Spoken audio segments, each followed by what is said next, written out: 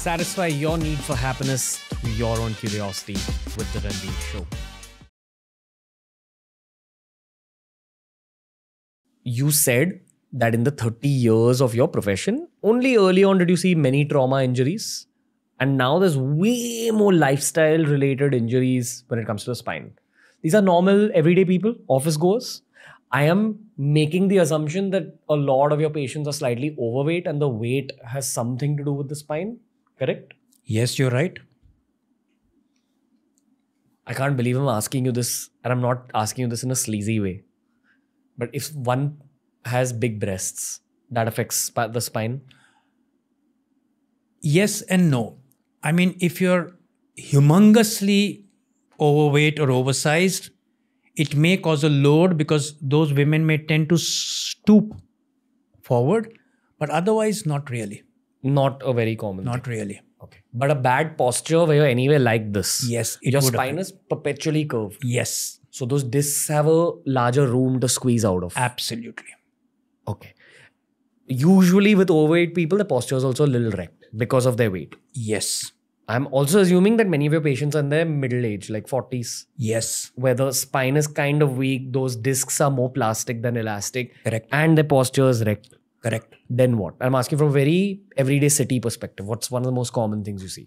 The commonest thing that we see today regarding neck and back pain, one is lifestyle, where you're trying to aspire more than you've achieved. And hence you're challenging your neck and your lower back physically much more. Exports. Sports, putting in more hours of work, sitting for longer durations and working, not exposing yourself to sunlight, not having a good diet. All these put together, besides indulging in smoking and substance abuse. That affects your spine? It does. It Right. weakens the quality of your bone. Okay. It affects the entire skeleton, the spine being affected probably the most. Yeah. One thing I dislike about the internet is that they over study a good lifestyle when actually a good lifestyle boils down to a few basics, which all of us know, but very few of us are willing to adopt in our life. Agreed. Which is just stay disciplined, don't eat too much junk food. Absolutely. Life in moderation is a good lifestyle.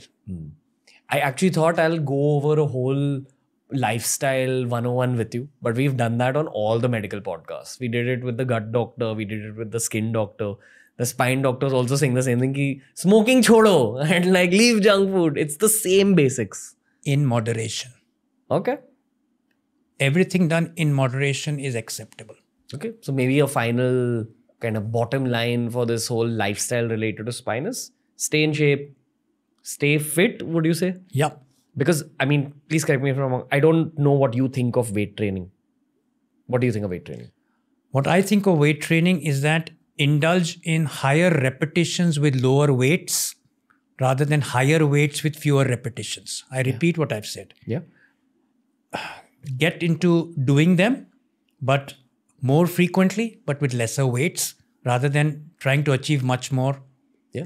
I actually had a powerlifting phase when I was 22, 23. I'd gone up to a 200 kilo deadlift because I wanted to fill the voids I was feeling in life. That's the truth. And it wrecked my body in the long term.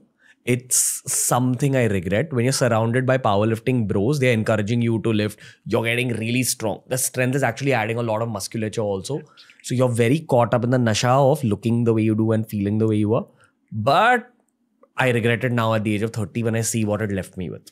Like I still have elbow problems. Of course, I was at fault. My form was not as good as it could have been.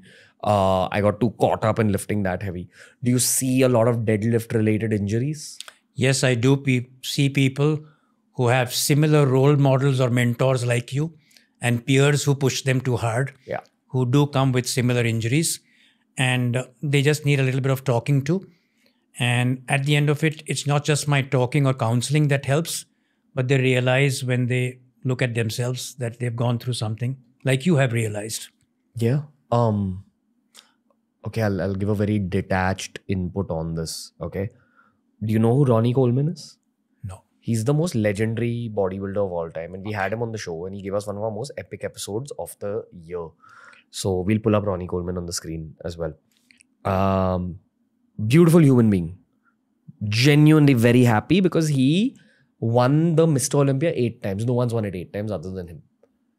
And I asked him these questions because as of now, he is your age roughly. And he's on a wheelchair. We were actually concerned about how we could bring him into the studio. He had to leave his wheelchair at the edge and he walked from that door till where you're sitting. And his back was fully bent. He's gotten screws put in his spine. So this is Ronnie Coleman right now. I mean, this is not Ronnie Coleman right now. This is him when he was competing. And this is him right now. And see, I believe in subjective realities. He himself is genuinely very happy now because he's happy with what he's achieved in life. He's genuinely a legend of... He is the Virat Kohli or Sachin Tendulkar of bodybuilding.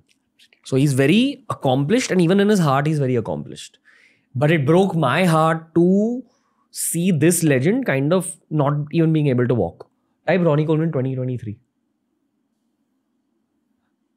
I will also definitely say he was one of the happiest people I've seen on the show, which taught me a lot about life. So yeah, he's on a wheelchair right now.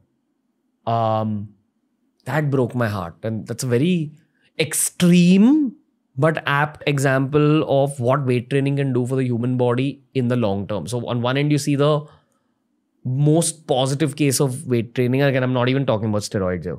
I'm just talking about human potential in some ways on the left and the outcomes of trying to achieve unachievable human potential on the right. It happened because of too much trauma on the body. As a spine surgeon, and he's had too many spine injuries, Ronnie Coleman. You can actually pull up a YouTube video of Ronnie Coleman as a spine surgeon, sir. What has gone wrong in Ronnie Coleman's spine? I'll give you a little context. Bodybuilders all have their own systems usually. Many of them follow this high reps for hypertrophy angle. Ronnie Coleman says that his edge throughout his career, and he also said that the modern day bodybuilders are not following that. He said that his edge, and he was supposed to be the biggest of all time also. His edge was heavy lifting. That he lifted very heavy and high reps. The argument could be made that then that's what happens to your body. Biologically, I'm asking you, what happened from a medical perspective?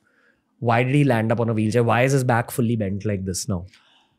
Well, repetitive injuries to the back, either related to a major trauma or repetitive micro trauma, in his case, due to high intensity training, could cause the discs to get degenerated, could cause the spine to get a little bit curved, could cause the nerves to get pinched.